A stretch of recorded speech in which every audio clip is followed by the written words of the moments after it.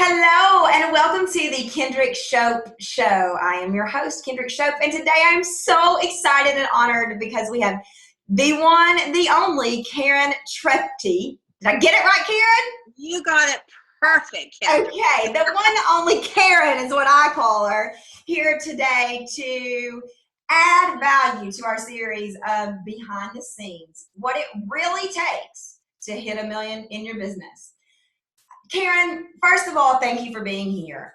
I am honored to have somebody here. I'm going to tell y'all a little bit about Karen, but I'm honored to have somebody as intelligent as Karen here because she has multiple master's degrees and a wealth of knowledge. So Karen has a master's in Asian Pacific Studies. She has an MBA, so a master's in business administration, and she attended the College of Financial Planning. So Karen brings a lot of great resources and knowledge to what it really takes to make $1 million that I don't have. For example, the financial area stuff, not my area of expertise. And one of the things that Karen specializes in with coaching is the area of productivity, overwhelm, having too much on your plate. And I can promise you, if you are running a business that hopes to or already makes $1 million or more, you are going to face this struggle. It is real, people, in your business. Right, Karen? It is absolutely real.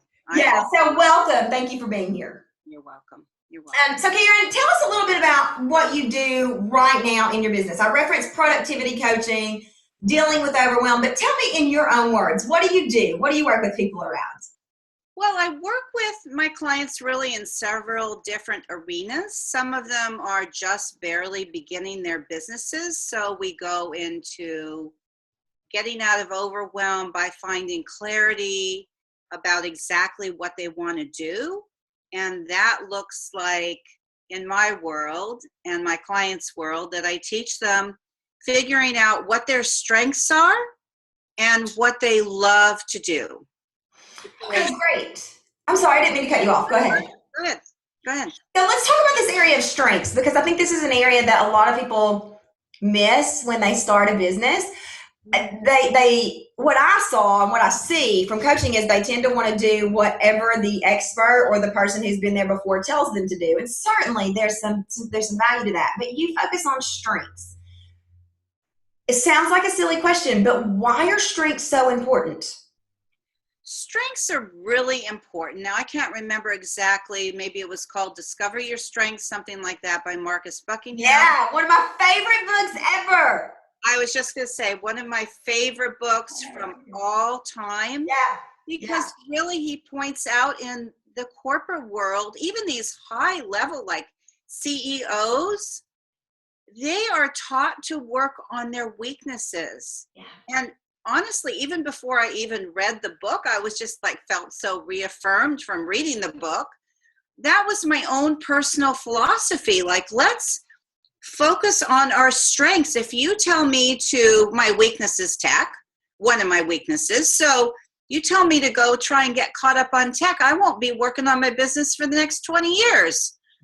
Yes. So one of the things that we had a call earlier today with some of my mastermind women, and we talked about 21 ways to find where your clients are online, because that's a real big struggle. And one of the things that I tried to make really clear is I don't want you to do all 21 because some of these are going to make you want to vomit, and you're not ever going to want to find clients. It's just like if you told me I had to learn a bunch of technology, same thing, to go find my clients. It'd never get done, ever. So you get to find what works for you, what's your strengths. So I love this, what naturally works for you, but I don't think this is what new business owners generally go to. What areas, where am I naturally good? So do you know your Buckingham strengths, Karen?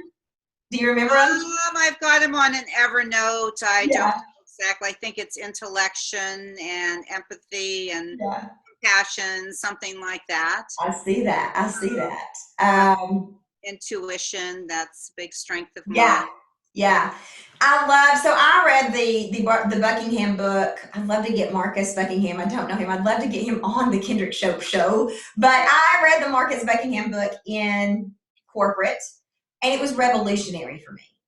I was not one of those people, Karen, who had the insight that we shouldn't necessarily focus on our weaknesses. And so I was always trying to be better with numbers, trying to be better with, understanding the percentage of whatever plywood I needed to sell or drugs I needed to sell rather than going out and making connections. And I'm just good at making connections, which is where I should have been focusing, right? So I love this, love this, love this. Tell me how you see this affect your clients when you start here, because I really think this is revolutionary. I don't see a lot of experts start here, and I believe they should. How does this affect what your clients are able to do by starting with your strengths? Well, it gives them a lot of confidence. Yeah. And my tagline is work is joy. So not only do we go over what their strengths are, but we go over what they love to do. Because honestly, if they can type 100 words a minute and that's a strength, but they hate to type, it doesn't make any sense at all. Yes. Yes. So it has to be that sweet spot. It has to be that juncture of, what are your strengths and what do you love to do and what's in that little, concentric circle that they made us do all those crazy diagrams in business and diagrams or something. So I love it. Tell me a little bit about, let's talk a little bit about this area of being really good at a lot of things or having a lot of strengths. Doesn't necessarily mean that you're going to love doing it, right? That's right. That's right. So that's where work is joy comes from. Is that correct? That's right. That's right. Well, I think work is such a big part of our lives that it's really important that we love what we do, because life can be short, right? It can. Yeah, absolutely. So we want to make the most of every moment. So let me ask you a question, because for people watching who may be stuck in that job, I know this is not necessarily the area in which you offer expertise, but you have so much expertise you can offer in a lot of areas, but they're stuck there, or work doesn't feel like joy for them. And they hear us talking about, yes, work is joy. And they're kind of like, yeah, I don't know about that. It doesn't feel like joy for me right now. It sort of feels like torture. What's a good action step that those people could take? If they're still working in the corporate world? Yeah, so we'll start there. Let's say they're working in the corporate world and work feels like torture. What's a good action step they could take towards more joy in work? To still focus on what they love to do. Now, when I was in the corporate world as an admin, there were definitely some techie things that I didn't love to do, but I was able to interact with people, which is my strength and my love, during the day. Great. So I made sure that I gave like my heart and my soul to those people that I interacted with. And that really helped keep me sane. Great. Let's fast forward to someone who perhaps isn't in the corporate world, who started their own business and work still doesn't feel like joy. Perfect question, Kendrick, because this then takes me into the rest of that span where I'm not only working, my clients are not only brand new, but they're already established businesses as well. So when people work with me, we talk about scaling like out of the gate. Like whether you already have a firm business or whether you're just starting, we still focus on the love. We still focus on the scaling. Like, okay, you tell me you're not able to hire anybody yet. No problem. Let's figure out, so you have a game plan when you can hire that person. Number one, what is the least liked area of your business? Who are we going to hire? And then if you're coming to me and you're more established business owner, then we're going to look at the same thing, but in a very different way. We're going to say, okay, well, what pieces of your business don't you like? And then we're going to figure out a strategy and we're going to get that hired out. Yeah, yeah. I think that so on this show, Karen, we have what I call moments of genius.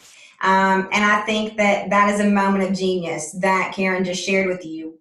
The moments of genius are sort of bullet points or highlights where I encourage people to pay attention because I really think that's one of the behind the scenes things that it takes to get to a million.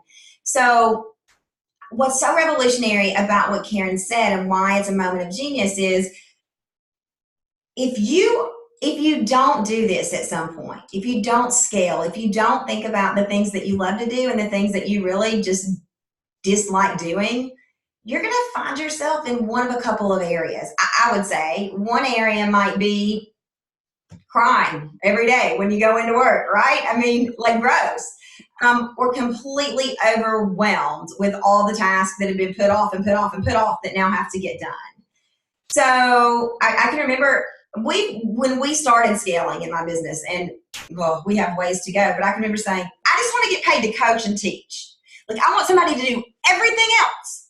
I'll write, I'll coach, I'll teach, and that's it. We're not quite there yet, but we're a lot better off, and I'm much happier. Yeah. So that's what you're talking about, right, Karen? Like Absolutely. And I am so in favor of baby steps, Kendrick. yeah, Like I am all about baby steps, and I'll give full credit for this, verbiage to Fly Lady, who I adore. I can't believe you know the fly lady. Oh yeah. Oh yeah. I just love her, and I hear her in my head a lot. So I don't really, God bless Marla, I don't actively like read those little blog things every day. Yes, every day. I used to read a lot of them, and she is in my head like, okay, so I can't do all the dishes, but you know what? While my food is heating up in the microwave, I can unload that dishwasher. Yeah. And the next time my food is heating up in the microwave, I can load the dishwasher. Absolutely. Now that's on a cleaning level, which is also, reality for a lot of us entrepreneurs. Yes. But in terms of scaling, in terms of finding somebody, people often think that it's all or nothing. Like, oh, I've got to spend $1 zillion. That's not true. And actually, I've helped a lot of my clients literally find people. I have people on my team that I help them with. If they only can afford 2 or 3 hours a week to start, come on, let's get you started at 2 or 3 hours. You'll see that that is just such a relief to have somebody else be working for you 2 to 3 hours a week. So, Karen, you referenced something that I've always wondered about, and in full disclosure here, and Karen knows this, I struggle with the areas in which Karen coaches around, which is one of the reasons I wanted to bring her on, because I know how important this is to making any amount of money in your business. Even though I struggle with it, I am constantly working on it. So you talked about this all or nothing mentality. I have it. I'm working on it. I'm a recovering all or nothing mentality person. Where does that come from? Why do I have it, and how do I get rid of it? Well, I always think that we teach what we need to learn. Mm-hmm. So I've struggled with this a lot in my life. I still struggle with it. I still, like I say, she's in my head. I still talk to myself. I still make a conscious effort of talking to myself about it. And I think that's a good place to start. For me, I recognized one of my family members who I adore, right? Adore, who, when I was growing up as a little girl, had a lot of perfectionism. And so I'm like, okay, eventually I kind of made that association in my mind, like, okay, this is where it's coming from.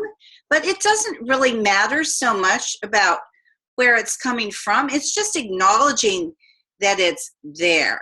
And then I would say for you or anybody else, just to take these baby steps and really simplify. Like you tell us, just pick 3 things. Well, in my 7-day productivity challenge, I'm always telling people, pick 3 priorities. And I don't let my clients have more than 3 because it just gets too overwhelming. So if I could talk about just based on the what I see. So when I was starting my business, had a lot of wrong assumptions, if you will. One being, if you build it, they will come. But two, that I could skip a lot of those steps. A lot of the, like, I think everything functions better when it's broken down into baby steps. But I thought I could skip a lot of the introductory baby steps and go from what my husband calls first gear to fifth gear, like skip gears 2, 3, 4.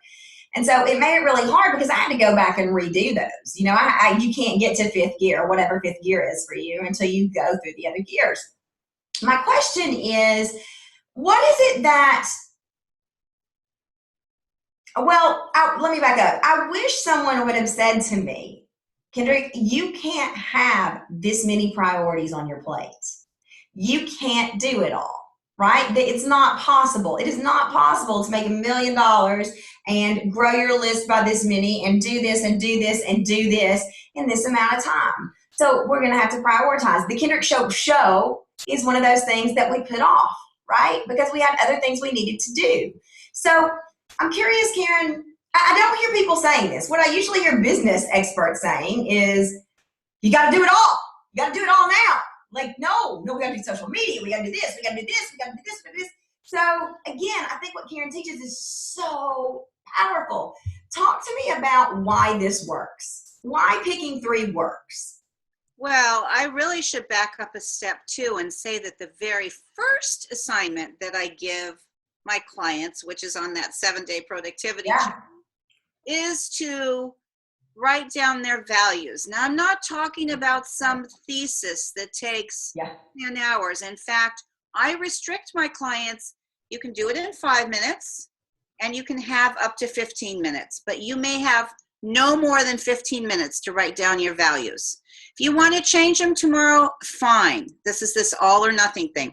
You can change them later, but for right now, I just want you to write them down so that you know. And for example, for me, a huge value in my life, and I know this solid, it doesn't mean I don't still struggle with it, but I know it's solid, is my family. Yeah.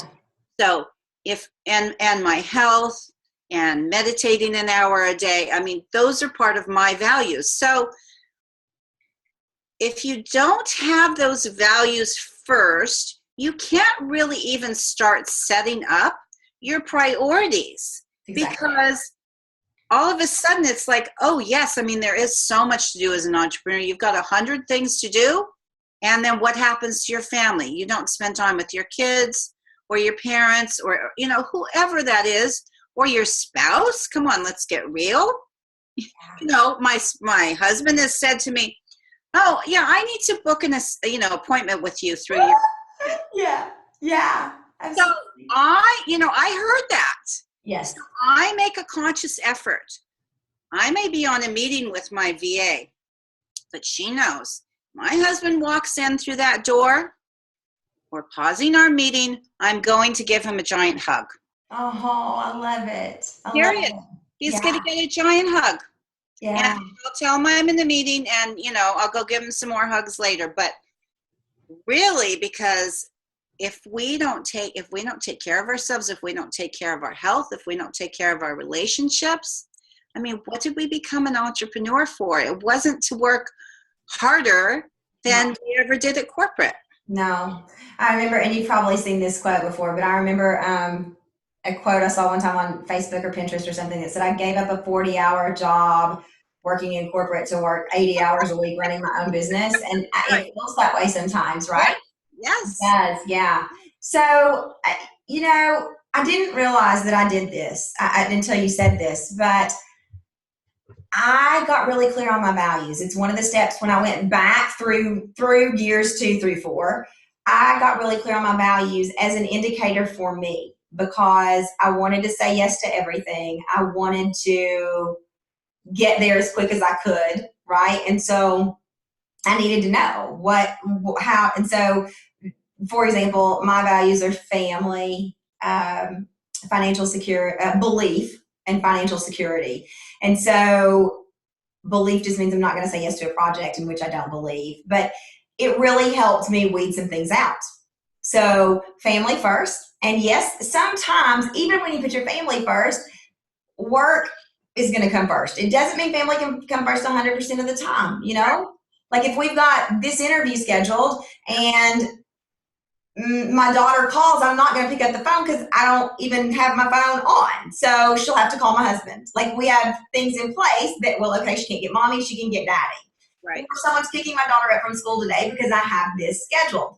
Right. So family first doesn't mean necessarily for me to mean I have to drop everything all the time. It means that they're taken care of. And before I did that, I was saying yes to a lot of things in which I didn't believe. I was really guilt ridden about on the days when I couldn't pick up my daughter, on the days when I couldn't grab the phone or whatever. So I love the idea of going back and getting really clear on your values so that you feel really good about your choices. You know, like feeling good about your choices makes a huge difference. I love this, Karen. So how does so we're talking a lot about how to get started, right, with productivity and with running a business that makes money, talking about your values, talking about things, breaking them down into, baby steps or bite-sized chunks. But talk to me about your MBA, your master's in business. Tell me something. I clearly don't have a master's in business.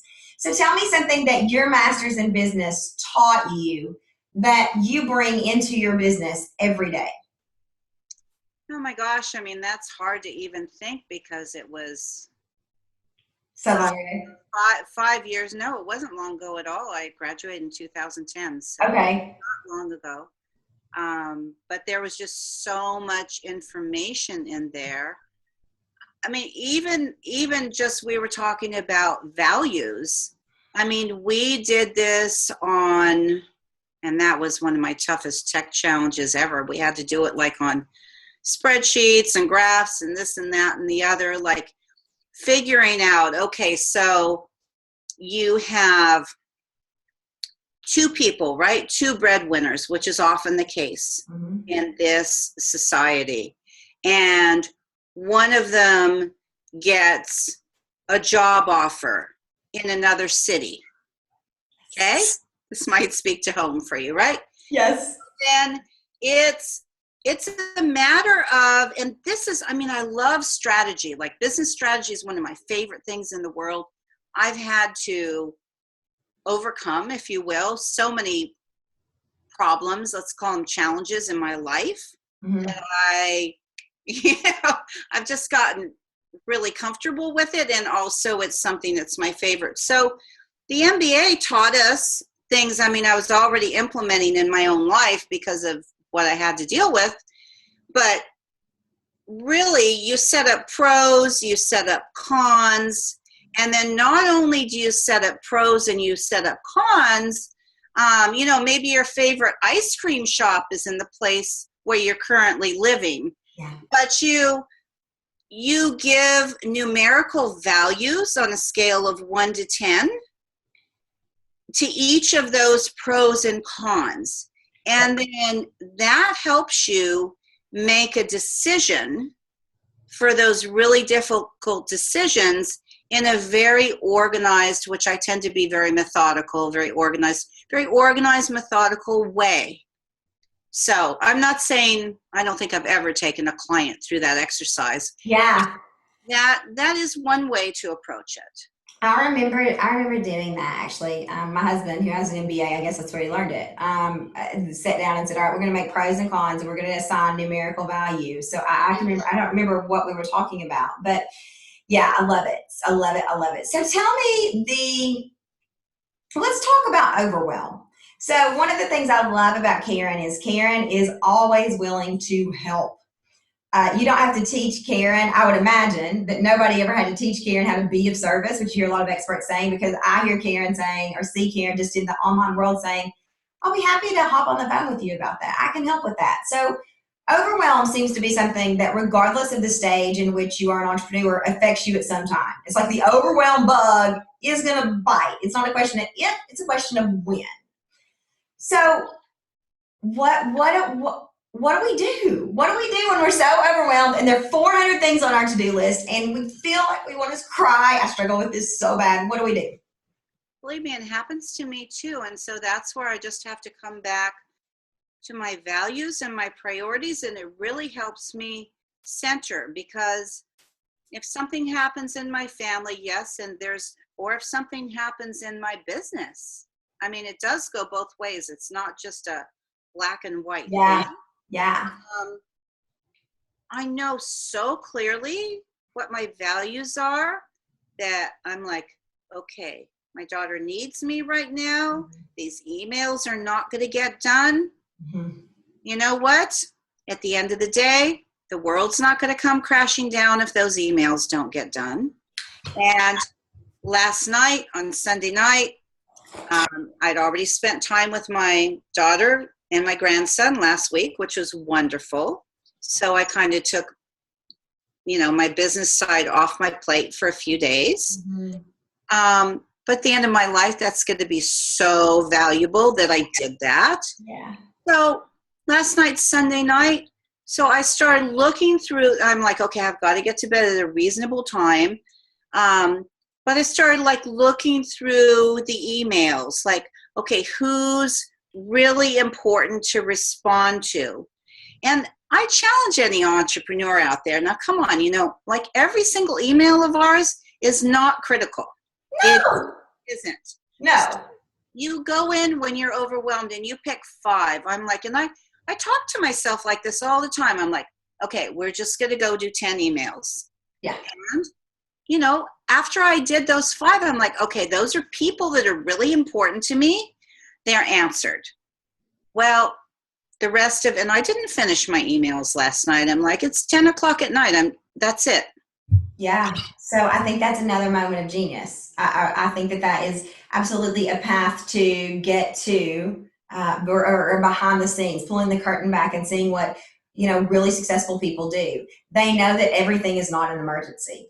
In fact, I would say rarely, and I've been doing this for 5 years. I've helped a lot of people make a lot of money. Rarely have I seen a true business emergency. Everything feels like an emergency. I don't have clients. I don't have money. I don't know how, but it is not an emergency.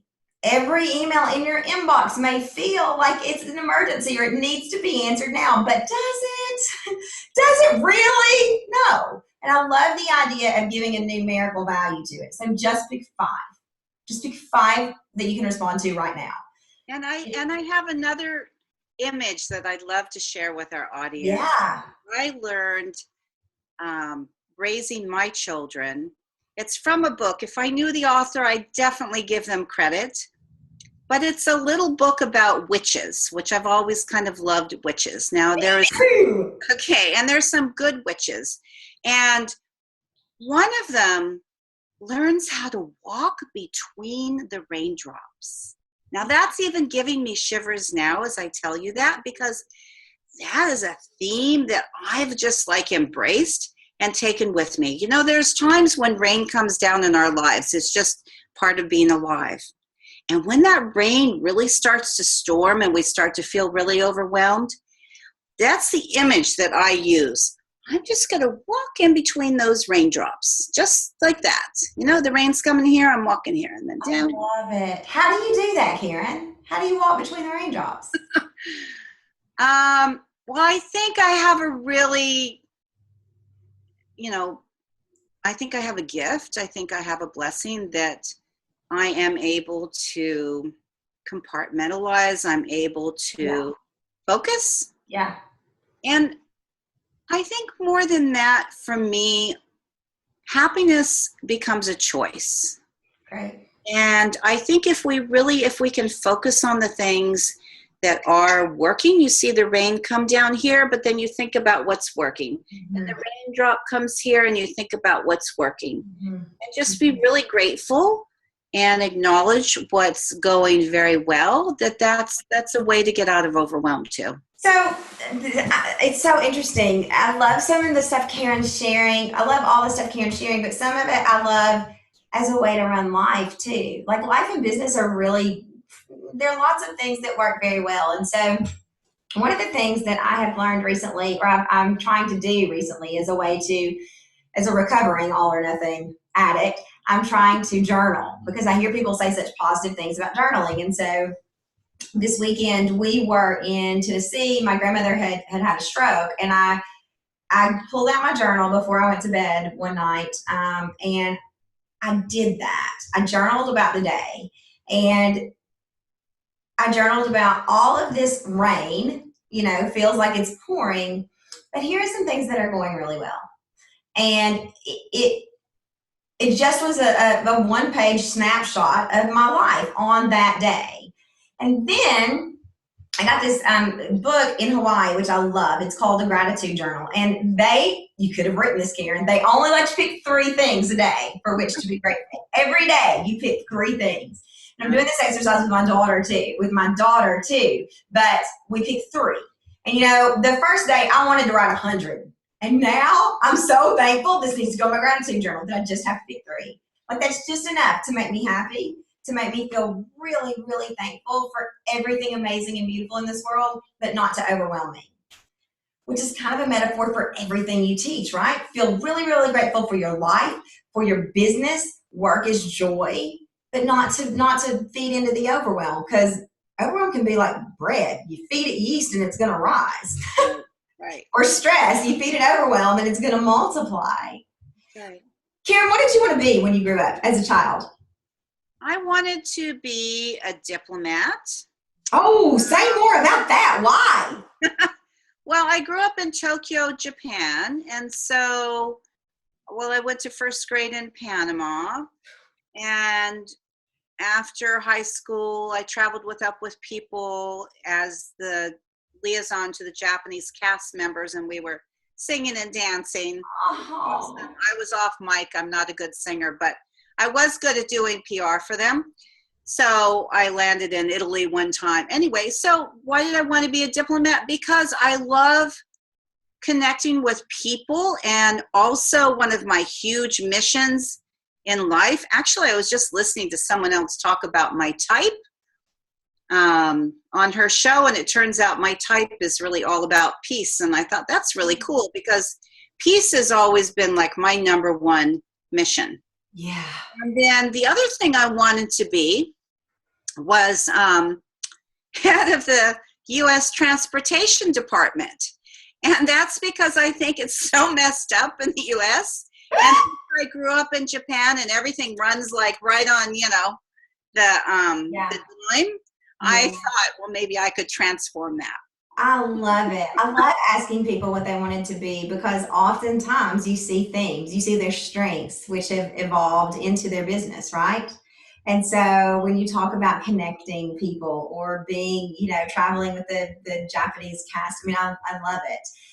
Karen, you have this, one other thing I want to touch on is intuition. You're one of the most intuitive people that I have had the pleasure of meeting. You have a really strong intuition.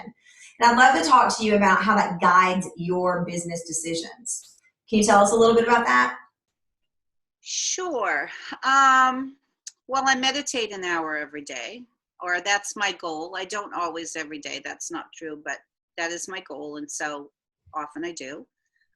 So I think taking that time to, and I think that doesn't have to be a religious thing for people. It happens to be, we all have our own beliefs, but whatever your beliefs are, I think that centering that time to,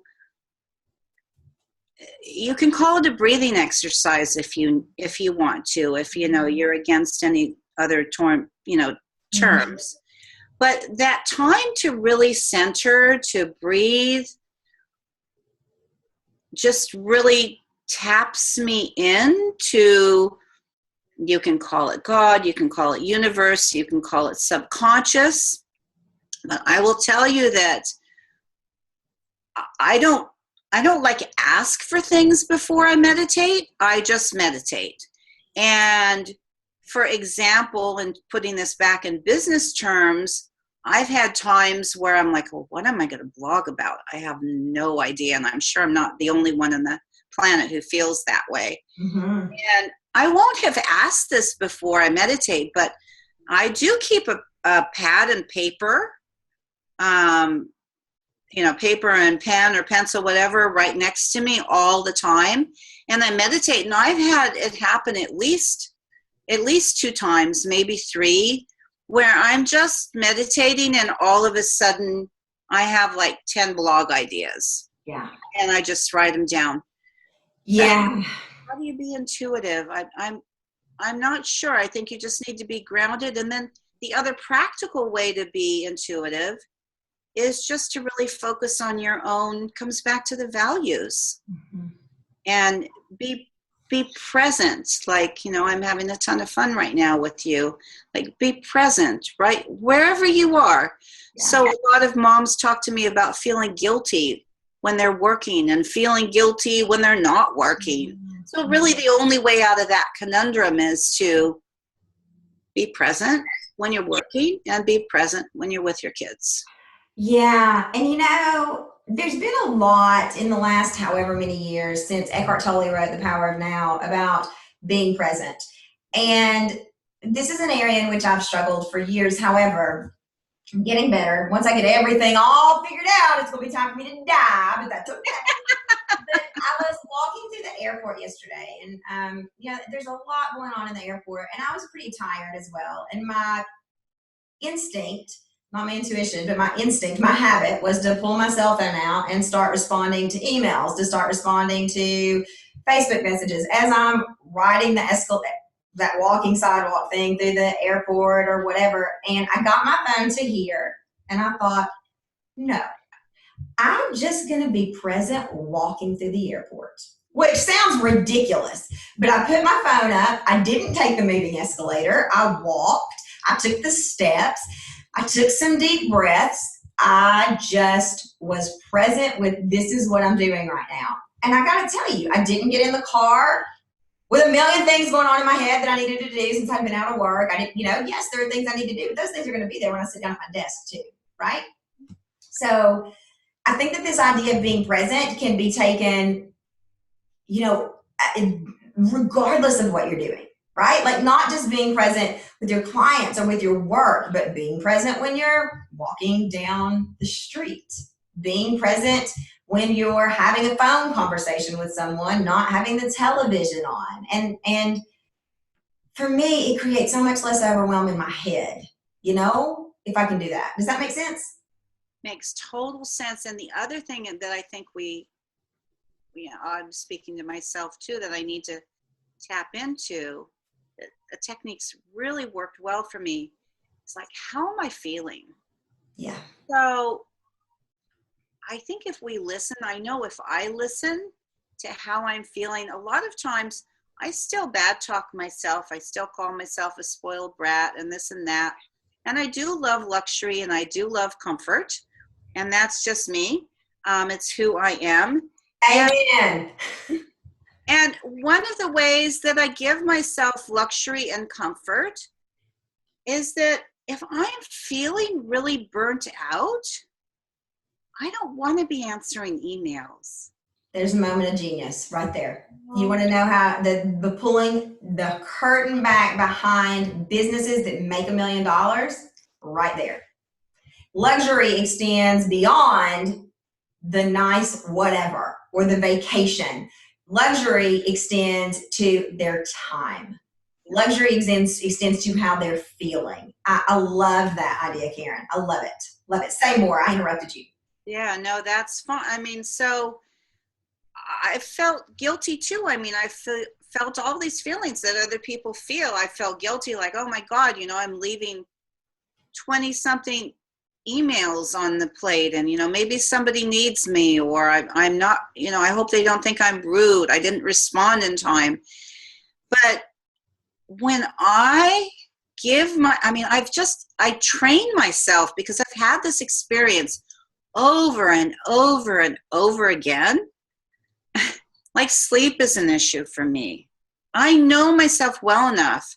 If I don't give myself that luxury of sleep, whatever time that takes, I am not as productive or as intuitive or as whatever the next day. And that extends to whenever we have these feelings of overwhelm.